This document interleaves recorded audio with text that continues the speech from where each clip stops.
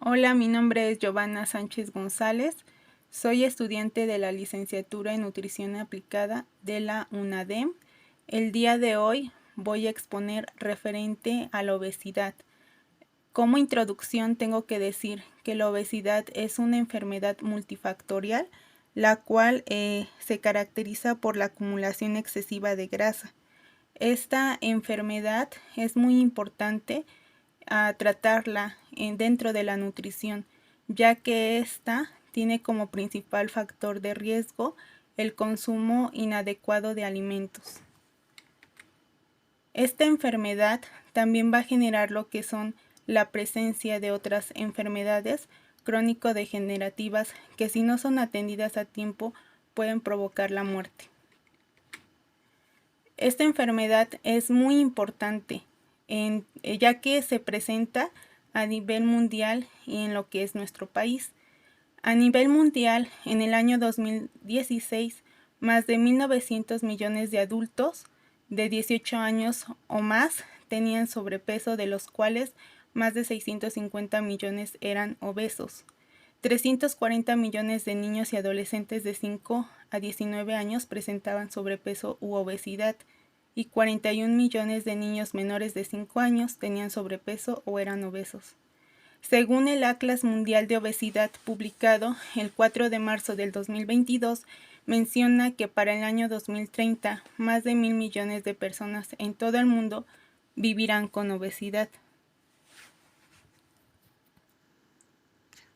Lo anterior mencionado es muy importante, pues se está viendo que la incidencia cada vez crece más y no solamente en el mundo, sino que también en nuestro país, pues México en el año 2016 reportó que 7 de cada 10 adultos, 4 de cada 10 jóvenes y 1 de cada 3 niños presentó sobrepeso y obesidad.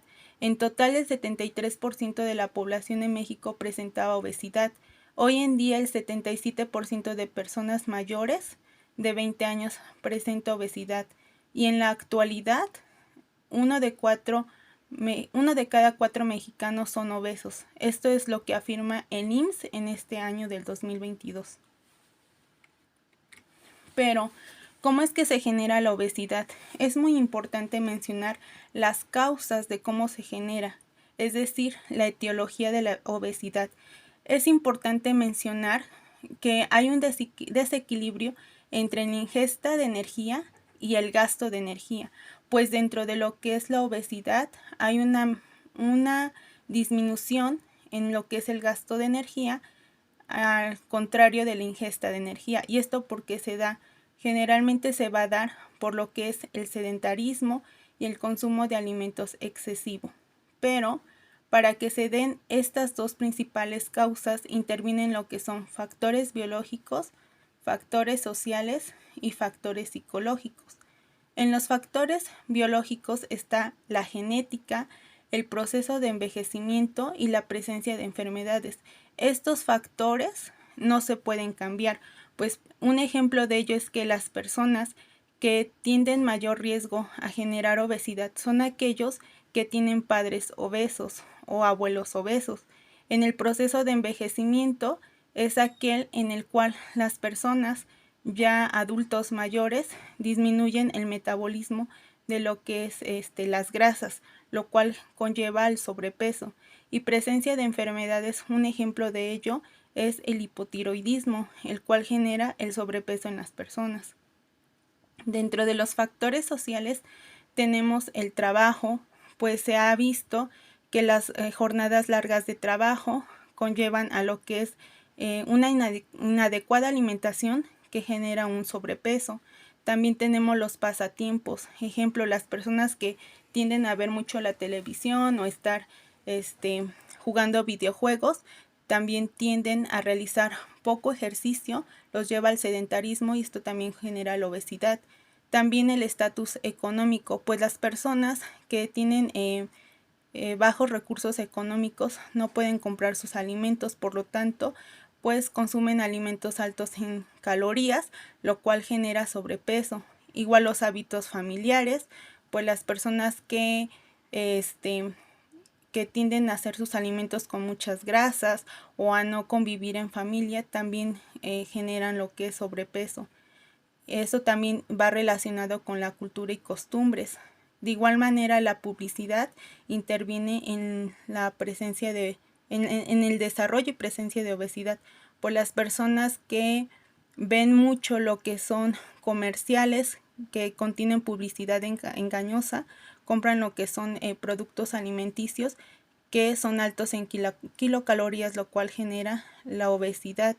Y la seguridad pública tiene que ver también con el etiquetado de alimentos. Dentro de los factores psicológicos está la depresión y el nerviosismo.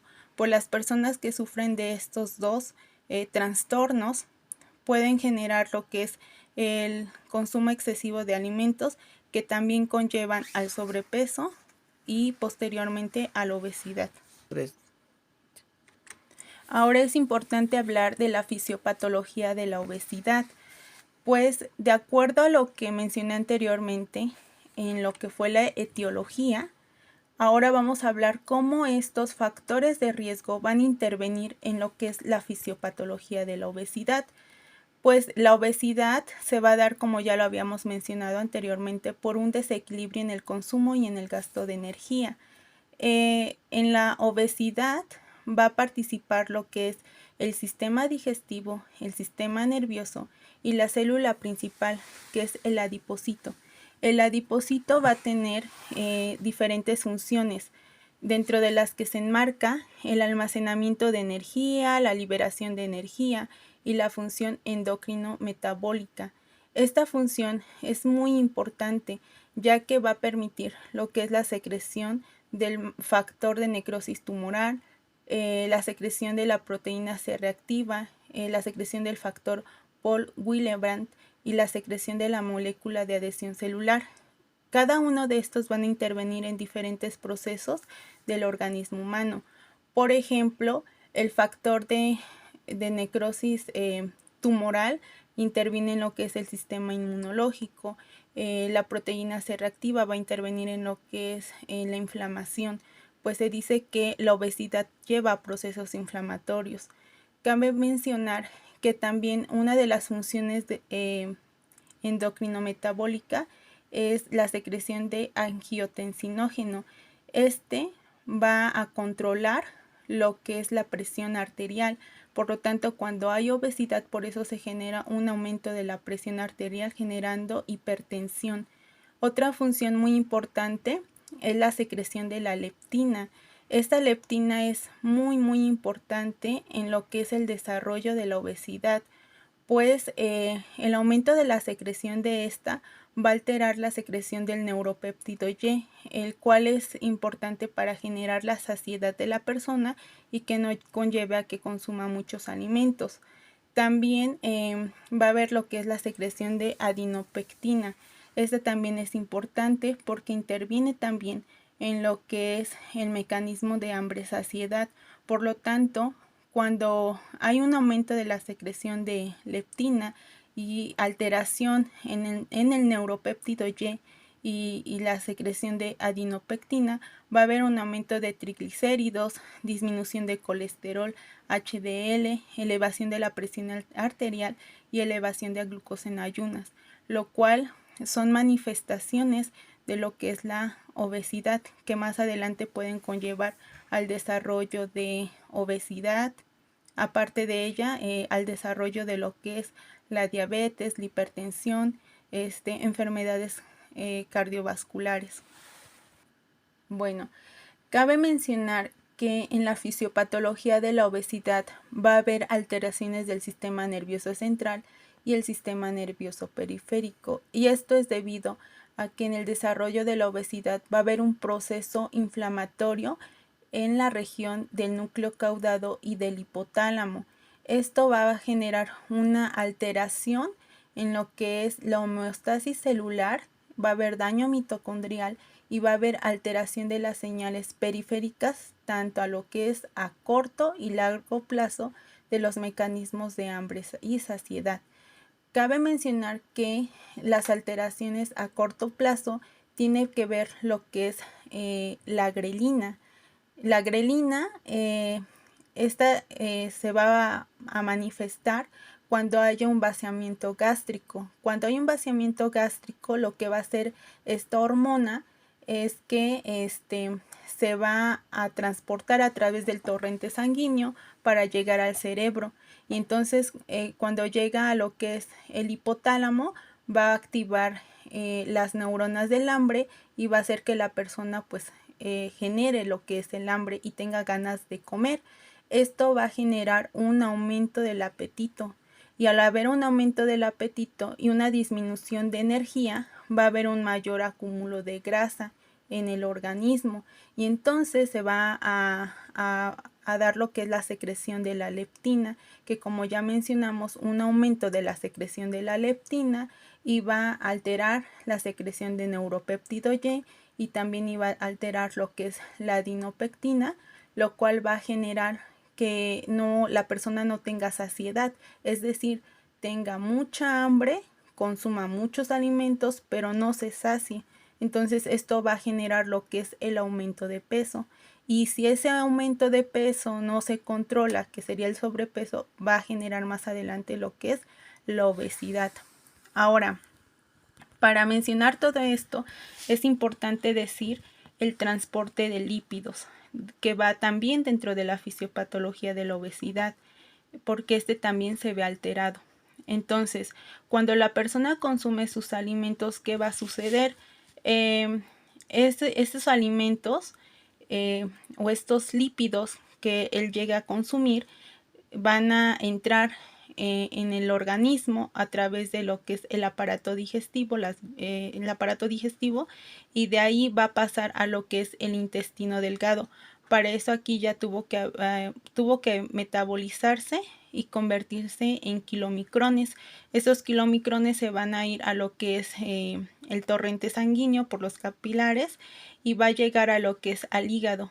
Aquí va a haber otra conversión de los kilomicrones y va a haber conversión de estos a lipoproteínas VLDL y LDL. Y estas lipoproteínas, al haber muchas, va a ocasionar que la persona empiece a ocuparlas como energía para realizar sus actividades, tanto fisiológicas como físicas. Pero cuando hay un exceso de ellas y aún así la persona no logró ocupar todas ellas, entonces estas se van a ir al adipocito. Este adipocito, cuando ya empezó a almacenar todas estas lipoproteínas, va a haber una hipertrofia, es decir, un crecimiento del adipocito. Este va a crecer y se va a ver en el tejido adiposo visceral.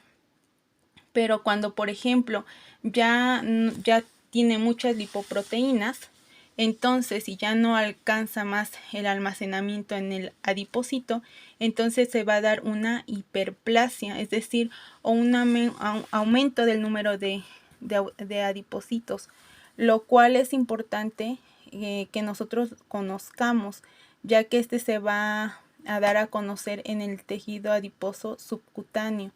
Entonces, cuando ya hay una hiperplasia, es más difícil que la persona baje de peso porque ya hay un número mayor de adipocitos. Cabe mencionar que cuando también estas lipoproteínas se pueden ir tanto al adipocito como también se pueden estar o se pueden ir acumulando en la placa de la pared arterial. Y esto también es importante porque hay personas que empiezan a acumular lipoproteínas o grasa en las arterias, lo cual puede generar placas de grasa que también, si no son atendidas a tiempo, pueden generar lo que son trombos o émbolos, que pueden generar infartos al corazón o que pueden generar lo que es enfermedades cardiovasculares, que igual si no son atendidas a tiempo pueden conllevar a lo que es la muerte. Bueno, en grandes rasgos, esta es la fisiopatología de la obesidad.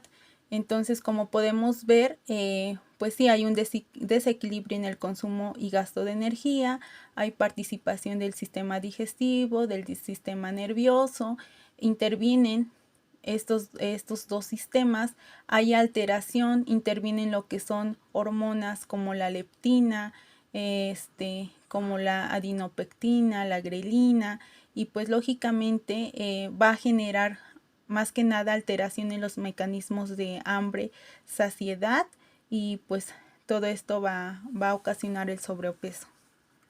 Ahora vamos a hablar referente a los signos y síntomas de obesidad. Si bien es cierto que la obesidad no tiene como pautas para que se diagnostique, pero sí es importante saber que uno de los signos principales es el sobrepeso. El sobrepeso es un signo importante para empezar a detectar lo que es la obesidad, pero es importante utilizar la fórmula del índice de masa corporal, el cual se va a hacer mediante, o se va a calcular mediante lo que es la fórmula de peso sobre estatura al cuadrado. Las personas que tienen un índice de masa corporal mayor o igual a 30 van a tener la presencia de obesidad. Claro que cuanto más sea el índice de masa corporal, va a ser mayor la obesidad que la persona va a tener.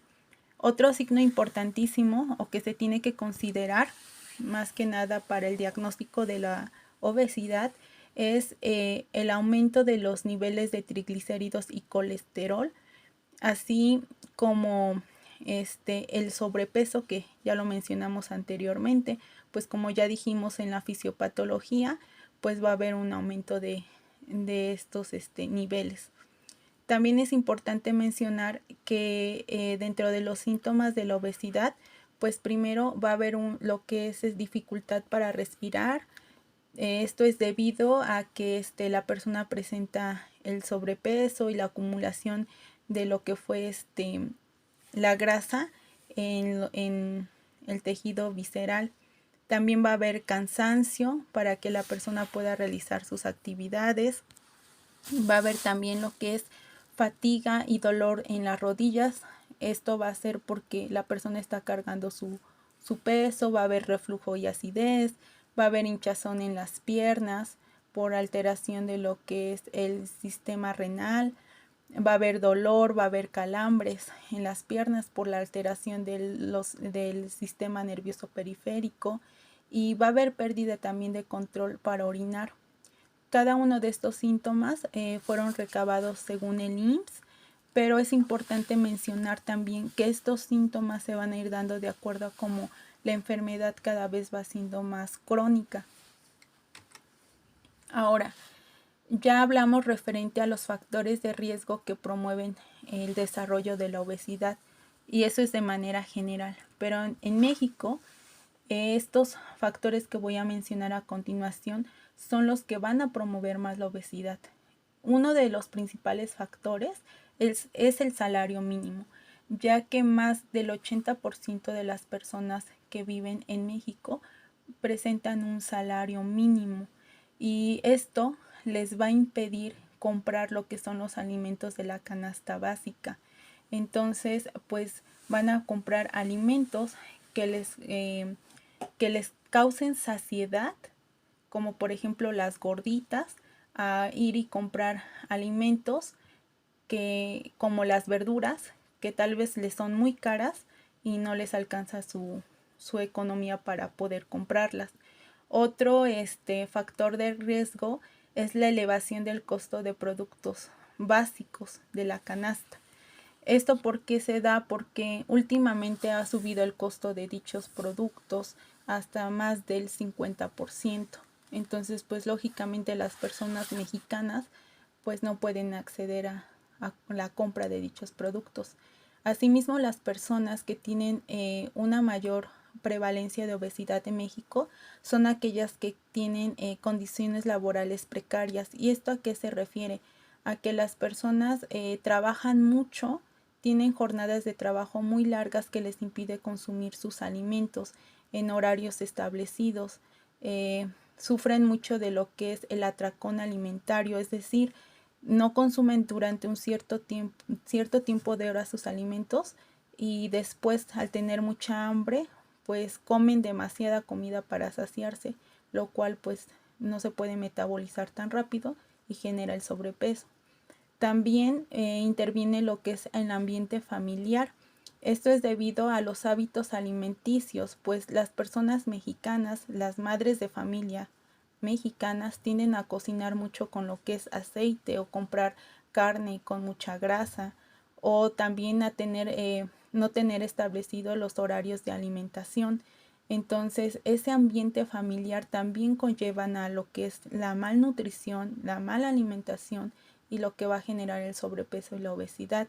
También dentro del ambiente familiar interviene la relación entre padres e hijos, entre hermanos.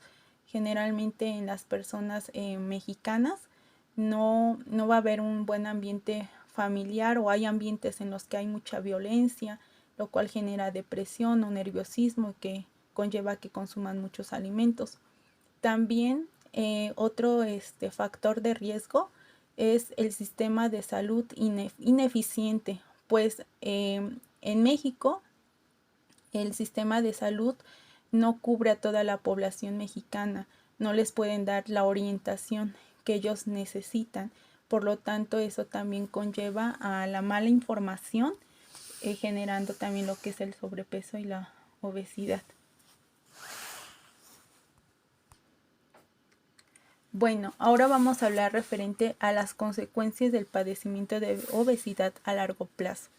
Primero que nada, una de las consecuencias es la presencia de diabetes mellitus o el desarrollo de la diabetes mellitus, la cual se da por lo que es la resistencia de insulina. Otra es la hipertensión arterial, que ya habíamos visto referente a lo que es el angiotensinógeno, la alteración de la secreción de este. También otra de las consecuencias va a ser la insuficiencia cardíaca, la cual se va a dar por lo que es alteraciones cardiovasculares, por el elevado colesterol, los elevados triglicéridos que hay en sangre. También se va a dar lo que son cálculos biliares, los dolores articulares, apnea del sueño, y va a darse también lo que es la infertilidad y la depresión. En grandes rasgos, estas son las consecuencias que se va a dar a largo plazo por la presencia de obesidad, mismas que deben de ser atendidas.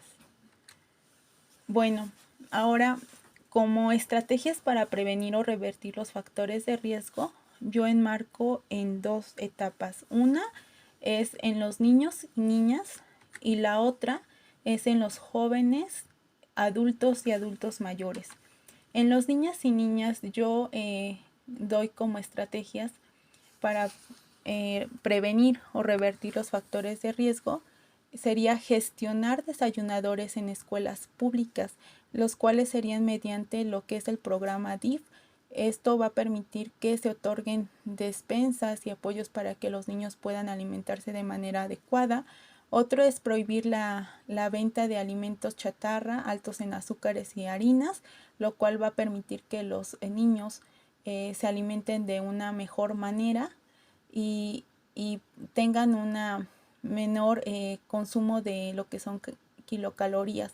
También es importante fomentar la lonchera saludable en escolares, pues diferentes encuestas determinadas por lo que es la Asociación de Nutrición Mexicana han dicho que los niños que tienen lonchera saludable han disminuido la prevalencia tanto en lo que es el sobrepeso y en lo que es la diabetes mellitus tipo 2. Asimismo, es la inclusión de rutinas de ejercicio en los alumnos. Esto va a permitir a que haya un equilibrio entre el consumo de kilocalorías y el gasto de las mismas. También es importante realizar pláticas nutricionales que involucren a los padres de familia, alumnos y maestros. En esto tienen que intervenir el nutriólogo, pues va a permitir dar recomendaciones nutricionales que permitan mejorar la salud tanto en los alumnos, los maestros y sus familias de los niños. Ahora, dentro de las estrategias para prevenir o revertir los factores de riesgo en jóvenes, adultos y adultos mayores, yo me baso más en lo que es la promoción de un sistema alimentario que favorezca el consumo de las dietas saludables y que minimice los impactos ambientales.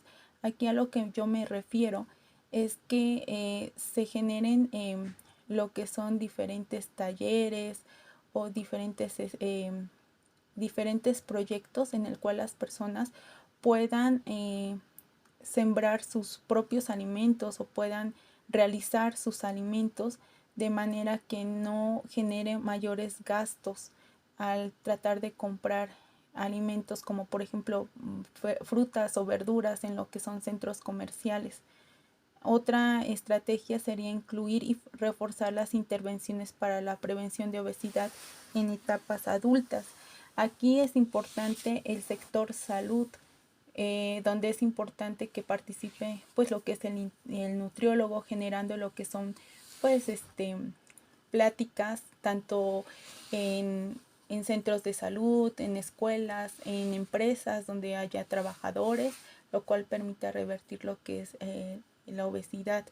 También es importante implementar intervenciones para garantizar entornos alimentarios saludables y espacios recreativos. Aquí es importante mencionar que el gobierno federal puso lo que son aparatos para realizar ejercicios en parques, pero no cubren la totalidad de la población mexicana, sino solamente están en las ciudades. Entonces es importante hacer hincapié en que estos espacios recreativos estén en todo lo que es la República Mexicana, pues hay personas que padecen obesidad, diabetes, hipertensión en poblaciones más alejadas.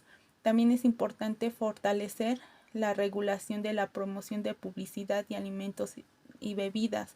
Aquí es importante revertir la publicidad engañosa, pues los comerciales o tanto comerciales en la televisión como en la radio o anuncios publicitarios engañosos conlleva que la gente vaya y compre alimentos que realmente están generando un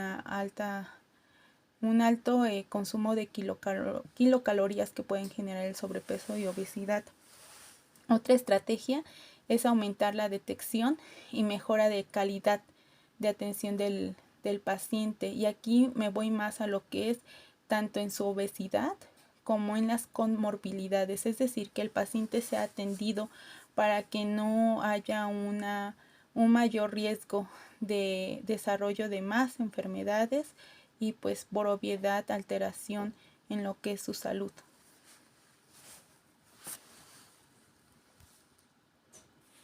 Bueno, pues como conclusión final, puedo decir que esta actividad me permitió reflexionar sobre la situación actual de sobrepeso u obesidad, su relación con la mala alimentación, en donde yo puedo decir que la prevención y tratamiento de dicha patología va a depender de la correcta alimentación y la implementación de actividad física, para la cual es muy importante que nosotros como nutriólogos conozcamos la fisiopatología del sobrepeso, la obesidad, pues esto nos va a permitir realizar un tratamiento nutricional de acuerdo a las necesidades del paciente.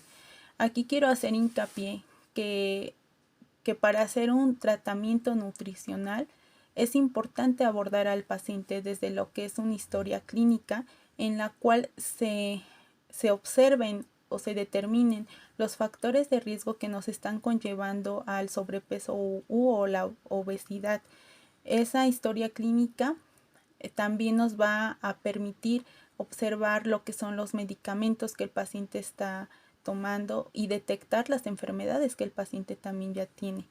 También es importante realizar una evaluación física, pues esto nos ayudará a determinar los signos y síntomas que ya mencioné anteriormente.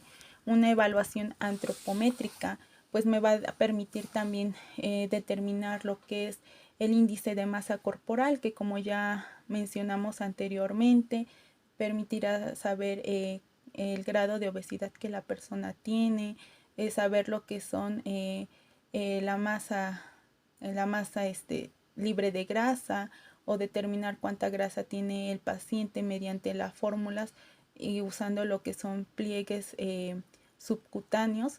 Entonces todo esto lo pude aprender mediante lo que fue el abordaje del paciente sabiendo cómo se está dando la fisiopatología, dónde puedo intervenir.